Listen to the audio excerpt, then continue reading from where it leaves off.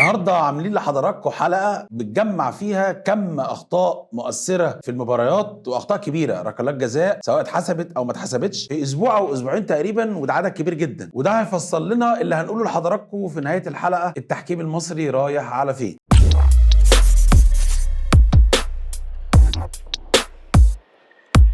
اول مباراه معانا النهارده سموحه وانبي، حاله ركله جزاء كلنا شفناها، ركله جزاء الفار الحكم ما حسبش في الملعب، الفار استدعاه جاب له زاويه كويسه جدا اللي من ورا الجون. هنا المدافع يا جماعه لمس، لازم نفرق بين اللمس واللعب. اللمس ده انت كده ما غيرتش اتجاه الكوره، ما لعبتش بشكل واضح، لازم تبقى لعبت بشكل واضح علشان تعفي نفسك من المخالفه. نزلت على الارض وخدت الريسك، في مخالفه واضحه، ركله جزاء مفقوده لانبي. والغريب بالنسبه لي ان الحكم طلع على الفار شاف التفاصيل ورجع بنفس قراره. هل المفهوم اللي انا قلته ده عند الحكم عارف الفرق بين اللمس واللعب؟ مش عارف، بس انا لقيت الحكم طلع على الفار وخد نفس قراره اللي خده في الملعب رغم وجود التفاصيل ورغم وجود ركله جزاء صحيحه لصالح انبي.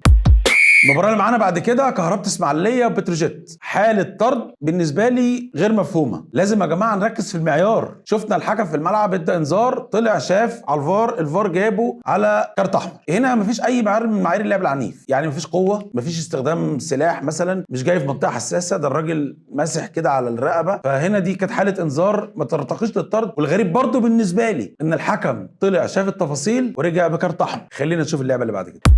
المباراة اللي معانا بعد كده مباراة كهرباء اسماعيلية والاتحاد السكندري، مطالبة نادي الاتحاد بركلة جزاء. خلينا نشوف اللعبة مع بعض. اللعبة ملعوبة بالعرض، مهاجم من نادي الاتحاد السكندري الاخضر نجح انه يلعب الكرة بدماغه، الحارس بتاع كهرباء اسماعيلية اداله بالبوكس في وشه. غريب ان احنا ما لقيناش تشيك من الفار، وغريب ان الحكم امر باستمرار اللعب. حالة ركلة جزاء الاتحاد السكندري، ومن الحالات السهلة سواء في الملعب او من الفار، وكان لازم تتحسب ركلة جزاء الاتحاد السكندري. في نفس المباراة حكم المباراة عمل حاجة، حسب ركلة جزاء على جنش حارس مرمى الاتحاد السكندري واداله انذار. لما الفار استدعاه قال له ان الكرة جت بشكل عرضي، وده تعديل، بشكل عرضي في ايد المهاجم واحرز منها هدف مباشرة، فكده لغى ركلة الجزاء والجول ده ما يتحسبش. وده اللي عمله الحكم وحكم الفار، وفضل مخلي الكارت الاصفر كعقوبة ادارية زي ما هي، لان احنا شفنا فيه التحام اثناء الحالة. المذيع المباراة اخواتنا المذيعين رقصنا شوية في الحالة دي لما قال ان الحكم لغى الانذار، بس الحقيقة الحكم ما لغاش الانذار. خدوا من عندنا الكواليس، لا الحكم فضل مخلي الانذار بتاع جنش، ودي حاجة يحسب عليها الحكم، وبنقول له انت حكم شاطر وفاهم في القانون كويس، ودايما عايزين نبقى من النوعيات دي، دايما عايزين نطبق القانون زي ما هو بيقول، مش زي ما احنا او زي ما الخواجه بيقول لنا.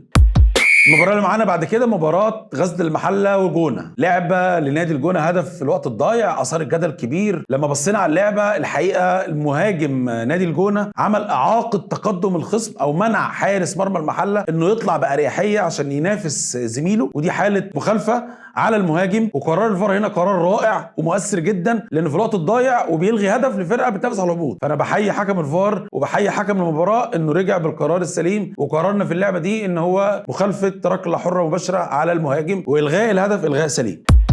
المباراة اللي معانا بعد كده مباراة المقاولين العرب والنادي الاسماعيلي، لعبة صعبة واثار الجدل كتير واتسالنا عليها كتير وجبنا تفاصيلها الحمد لله عشان نقول لحضراتكم راينا فيها بكل شفافية ومصداقية ومن خلال القانون. اثناء المباراة من اللايف بتاع المباراة اتعادت من 3-4 زوايا، احنا ما شفناش حاجة، مش عارفين نشوف تفاصيل، واحنا مش هينفع نقول قرار بالاحساس. ما فيش زوايا جابت لنا ان الكرة دي ركلة جزاء او لا. فوجئنا في الدقيقة 86 بتصوير من كاميرا الفار جابت لقطة والماتش شغال خلاص، اللعبة كانت اتلعبت والدنيا هديت وخلاص، واللي خد انذار خد واللي اعترض والناس مشيت واللعبه مشيت. لقينا في الدقيقه 87 تقريبا مخرج جايب لقطه من كاميرات الفار، لقينا حاله من حالات الاهمال، في لطشه من ورا كده، بص زي ما انا هوري لحضراتكم بالظبط. هنا في حاله اهمال وركله جزاء غير محتسبه للنادي الاسماعيلي. وللاسف المباريات دي مع الانديه الكبيره زي النادي الاسماعيلي بتفرق جدا معاها القرارات المؤثره دي. ويمكن كابتن خالد جلال الراجل المحترم طلع بعد الماتش اتكلم على التحكيم وقال نقطه مهمه جدا جدا جدا احنا مش واخدين بالنا منها وهنتكلم فيها، احنا مش هنسيب النقط دي. قال ازاي انا ابقى معترض على حكم في الجوله الاولى في ماتش الاسماعيلي وحرس الحدود يجي لي في الجوله الثالثه في ماتش المقاولين والاسماعيلي؟ انا مش عارف، بس في الاخر احنا عايزين الحق يروح لصاحبه، اللي ياخد الدوري بحق، واللي لا قدر الله ينزل بحق. وركله جزاء مفقوده للاسماعيلي في مباراه المقاولين.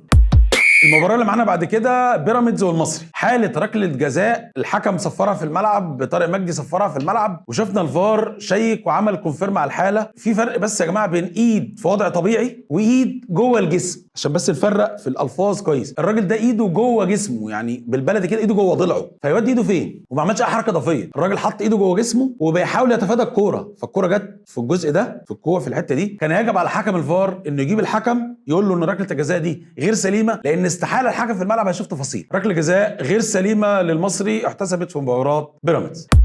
الوقت الضايع ركله الجزاء محتسبه لبيراميدز، شفناها توقيت صعب جدا الحقيقه. تمركز الحكم كان تمركز كويس، عرقله موجوده، ركله الجزاء موجوده، الراجل عمل مخالفه يستوجب عليها ركله الجزاء، وركله جزاء بيراميدز في الوقت الضايع سليمه.